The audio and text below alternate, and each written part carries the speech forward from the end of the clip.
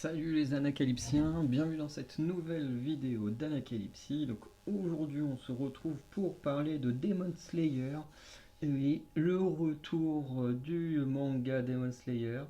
Alors là j'ai lu du tome 3 au tome 8, donc un peu après ce qui se passe durant le train de l'infini. Je vais tourner moi plein de petites vidéos, donc une petite vidéo par chapitre qui sont sorties, un peu comme je faisais au tout début où j'ai parlé de Demon Slayer.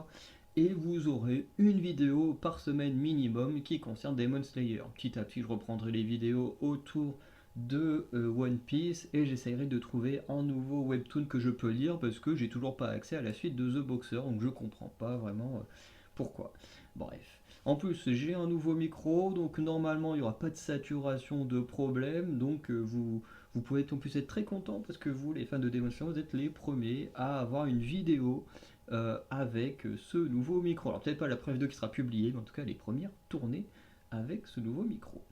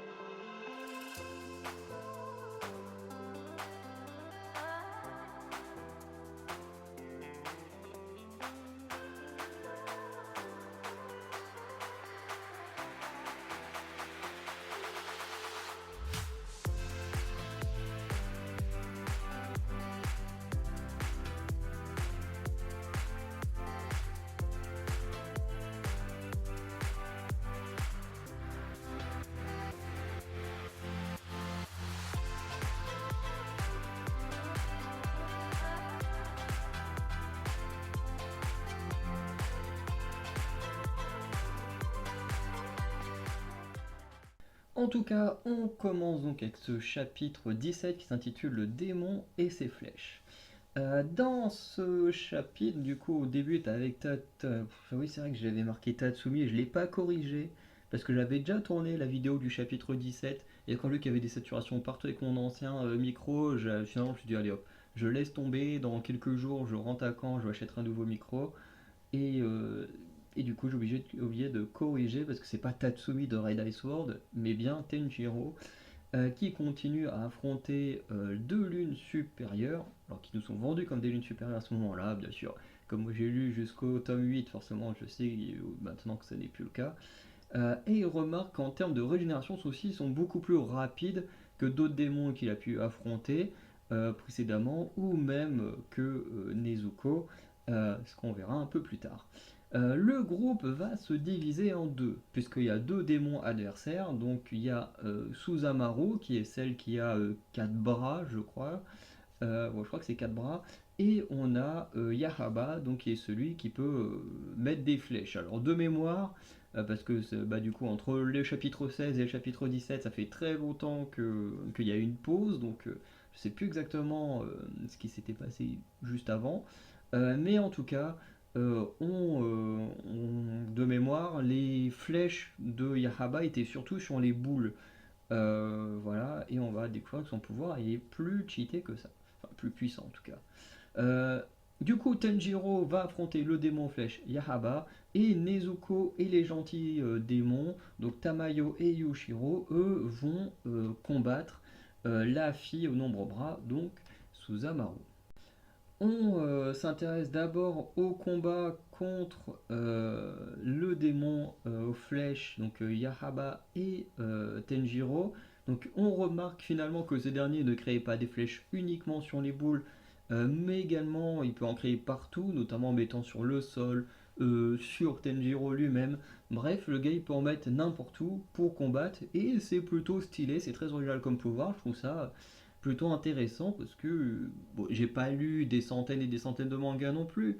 J'en ai lu quelques-uns, dont certains un peu dans ce style-là de avec des pouvoirs et tout. Et j'avoue que c'est la première fois que je vois ça et j'ai trouvé ça plutôt cool. Bref. À côté de ça, on suit le combat entre Nezuko et Susanoo. Et on remarque que Susanoo est plus puissante déjà. Et également, on aura Nezuko qui va se faire couper une jambe à cause d'une des boules lancée très très puissamment par Susanoo. Et là, on remarque ce que se disaient déjà les personnages juste avant, c'est que en termes de régénération, Nezuko va moins vite que Susanoo. Du coup, on continue les combats.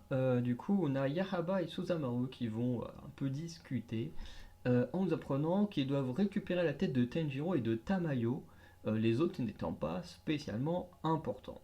Voilà. Donc, de ce qu'on comprend de la parole de Yahaba, c'est que Tamayo serait une fugitive, mais j'avoue que j'ai plus vraiment de souvenir de ce qu'elle a fait ou pas fait, enfin bref.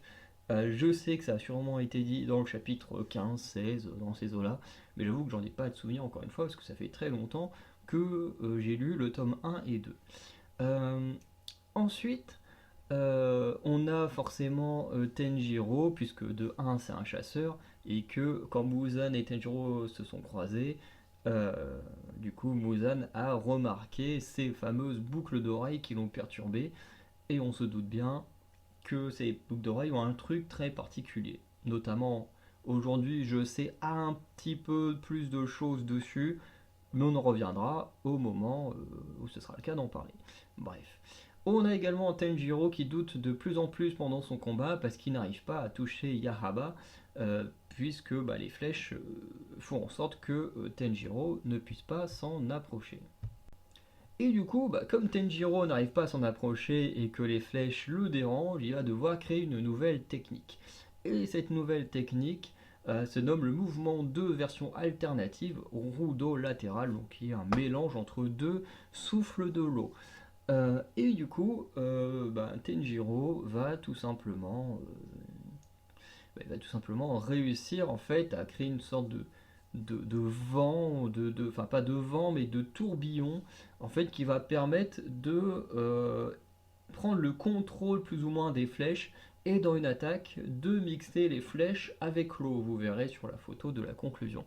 Et grâce à ça, il arrivera à toucher son adversaire, donc c'est plutôt une bonne technique. Alors pour conclure sur ce chapitre 17, je vais dire premier chapitre, plus le premier chapitre de la reprise, mais voilà, sur ce chapitre 17, c'est qu'il est plutôt sympa. On va dire que là où j'en suis forcément, j'ai vu des trucs beaucoup plus impressionnants et intéressants, mais pour ce chapitre 17, c'est plutôt sympa. On voit la différence entre les démons et par exemple un démon comme Nezuko qui ne boit pas de sang humain et tout ça. On voit des capacités très intéressantes comme celui du démon aux flèches au début, juste avoir des flèches sur les boules, bon tu te dis ok c'est pas hyper intéressant, et là ça se développe un peu plus, c'est un peu plus intéressant, franchement j'ai bien aimé.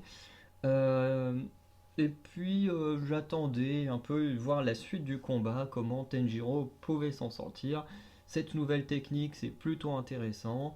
On verra qu'il en aura d'autres qui sont vraiment cool, mais celle-ci, je l'ai trouvé plutôt originale et sympa. Il se sert également aussi de son souffle d'autres manières, comme on verra dans le chapitre suivant.